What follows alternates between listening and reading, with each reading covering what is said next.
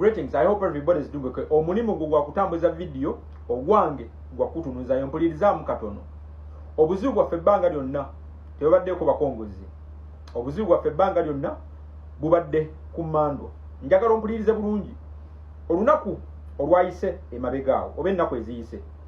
Mwalabye abakongozi abamu nga baaniriza wakati ne mukusamirira emmandwa gye bayita kaguta. Njagala ompulirize nkugambye obuzibu bwa febbanga lyonna tebadde bakongozi.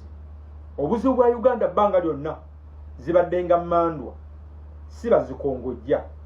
Kankuzeyo ko mu byafaayo katono naye njagala ojjukire nti ffe tudiringana namunswa. Obuzibu bwaffe tebuli ku nkuyege na nswa na kiswa. Bw'oliminatinga namunswa oba omaze okusootinga ebizibu byonna ebisatu bye njogeddeko: bukuyege, buswa n'ekiswa. Kankutwaleko mu byafaayo.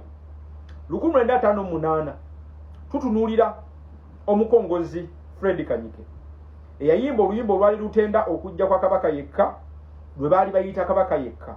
Nkujjukiza era nga nkuzaako emabega katono. Buganda egaana abantu ba Buganda okwetaba mu kalulu ka 1961 akaleeta omwana wa Buganda Benedicto Kiwanuka amala kuba akasajja Kobote akalulu mu 1961. Njagala tugende empola. Buganda bwegaana okwetaba mu kalulu ako, Benedicto Kiwanuka nga amaze okawangula. Kobote kakolagana n'Abaganda ab'enkwe mu Buganda. Njagala ompulirize bulungi. Abaganda ab'enkwe mu Buganda, omwali akasajja ka Amos Semba akali kakulira ministry y'ebyenjigiriza mu Buganda, ngamba Buganda administration oba Mengo establishment, katwata Obote kamukulu Besa kamutuusa erisa Edward Muteesa. Njagala ompulirize bulungi. Bateesa bakole maja badde mbateeka akalulu mu 62 nga Uganda inafuna independence. Bino nja bikujjukiza mpaka amagezi bwe ganajja. Badde bakuba akalulu Buganda esobola okufuna ekifo ekyokumwanjo naye mu kaseera ke kamu Obote asobola okukuba omwana wa Buganda Benedicto Kiwanuka akalulu. Nkugambye Abaganda ab'enkwe effubitizi n'ettima bayaniriza Obote ne bamukulubesa mpaka wassa Edward Muteesa bamale baddemu akalulu mu 62. Ekyabaawo awo wetufunira creation oba establishment y'ekibiina kya Buganda kye bayita Kabaka yekka. Nkutunuza ku mukongozi gwe bayita Fred Kanyike eyayimba ennyimba ezitenda okuzaalibwa Kabaka yekka. Nkuddusa misinde omuntu y'omu eyayimba ennyimba ezaali zitenda okujja kwa Kabaka yekka ye muntu y'omu eyayimbira DP mu 62. Anti wano wayimbira oluyimba lwe bayita DP egumire, lwe luyimba olwagikolera mu campaign. Njagala nkutwala emisinde 62 nga bamaze okujjayo Benedicto Kiwanuka ku kifo ky'obwa prime minister kubanga yali akikutte. Kobote nga kegasse ne Buganda n'Abaganda ab'enkwe nga Buganda ekikoze kewayi, Kobote nga kamaze okufuuka ka prime minister. Abakulembera okuyimba n'okukongojja rigimu y'Obote ennyimba ezitendereza wulira amannya Andrew ne Margaret Kyambadde era bayimba oluyimba lwe bayita Uganda eri independent. Kati kankutwale awava nabe 1966 tutunulira Kabaka crisis. Kabaka crisis Abaganda ab'enkwe abalyamu Benedicto Kiwanuka olukwe ne baleetera ma creation ya Kabaka yekka ne maja ya UPC. Obote yali amaze okubalyamu olukwe anti nga waŋŋangusizza Sir Edward Muteesa 1966. Abakongozi abakulira okutenda n'okusuusuuta Dr. Milton Obote wakati nga amaze n'okugoba Sir Edward Muteesa mwalimu Simon Katte Nsubuga eyayimba oluyimba olugamba nti wangaala Dr. Milton Obote. Obote mu 1966 yali amaze okutakinga over tosobola okuyita music industry era ng'afunye interest mu ba artists. Wano yatonda n'ekyosobola okuyita Uganda record label. Government yalina record label gye bayita UGI, Uganda government.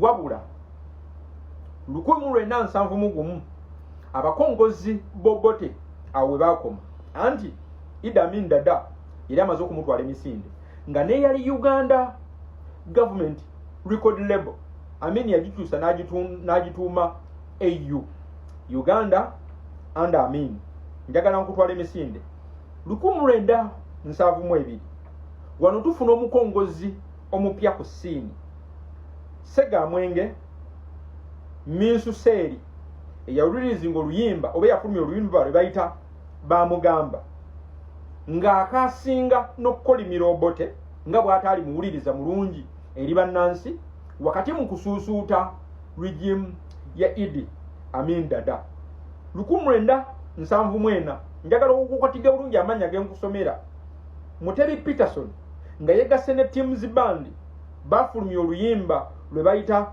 Alukeseza nga bebaza gavumenti ya Idi Amin Dada n'amagye ga Idi Amin Dada okutwala emisinde gavumenti ya Milton Obote mbu eyali amu Sir Edward Mutesa olukwe njagala tugende mpola Fred Kabuye Paulo Kasozi Ismail Magembe nabo bafulumya oluyimba lwe bayita Amanda Genjole nga bakolimira Milton Obote era nga bamusaba afiire mu exile nga bwe yakola Sir Edward Mutesa 1979 omwami amanyiddwa nga Je Sichanji oba Sichanji Mabiriyanga yafulumya oluyimba lwe baali bayita Saba Saba ono nga yebaza amagye g'Obote agali gafubutuke Tanzania gataka akabinja ka Afronasa akayoweri Kaguta Museveni nga agebaza okuba nti gaali gakuba emmundu gye baali bayita Saba Saba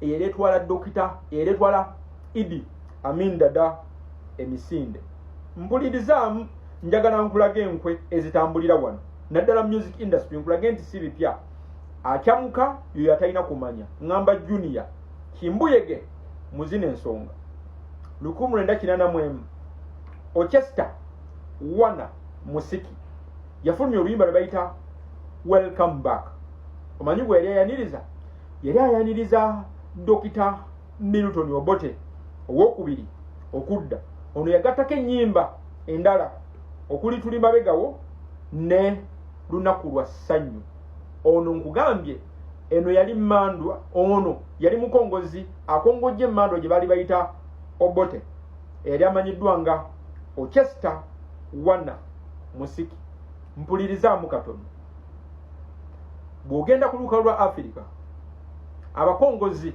abadde basamire Mandwa ez'enjawulo nga z'abannakyemadde babadde bangi naye tebubaddeeko buzibu bw'abannansi mu nsi ez'enjawulo kati bw'olaba abakongozi bewalabye nga basamire Mandwa Kaguta mpulirizamu abo tebabanko kizibu kyaffe era tebalemesa nko regimu yonna kusuula na kunafuya Mandwa yonna ebeerawo mu kaseera ako gwalaba akatambi kano byonna bye walabye that is nonsense mu byafaayo tubadde n'abakongozi bayitirivu naye tubajjukirako ekintu kimu nti wakati ng'emmandwa zibabadde bakongojja okusamira n'okusinza zimaze okudduka emisinde mu society basigadde byebisassalala abasinga ku bo bw'onoonya records zaabwe bawaŋŋanguka ne famire zaabwe tezaddayo kulabikako kati ka gurupu konna koolaba wadde ng'amannya agasinga ga Buganda ddayo mu vidiyo we yatandikidde ndi wano kutegeeza nti abantu abadde basinga nnyo okukongojja okusamira n'okusinza emmandwa ezibadde mu ggwanga lyattu Uganda inifomu nva abakulembeze babadde ba bitundu bya Buganda amawulire amalungi gali nti tewaliwo mukongozi yenna yali alemesezaako mulembe kukyuka na Mandwa kugwa in the end buli Mandwa eteekeddwa kugwa ntegeeza ki byonna ffe tuli ku protest vote tutegeeza ebintu bibiri protesting nga okalonda mu bungi kyekisooka bw'omala okukalonda tugenda kukola ekyokubiri tugenda ku protestinga akalulu kisome ng'okiva emabega tugenda ku kye bayita vote protest tugenda kuweyiwa mu bungi kubako tugenda kawangula kiri definite wabula Museveni tugenda kumuwa kino kuba takirabangako mu bulamu bwe kino kyatatestingangako amagye ga Museveni togalaba nti gekalakasa kino kyetugenda okubawa this time round protest vote ladies and gentlemen etegeeza kino kyolaba mu screen yo wetulaga weerabye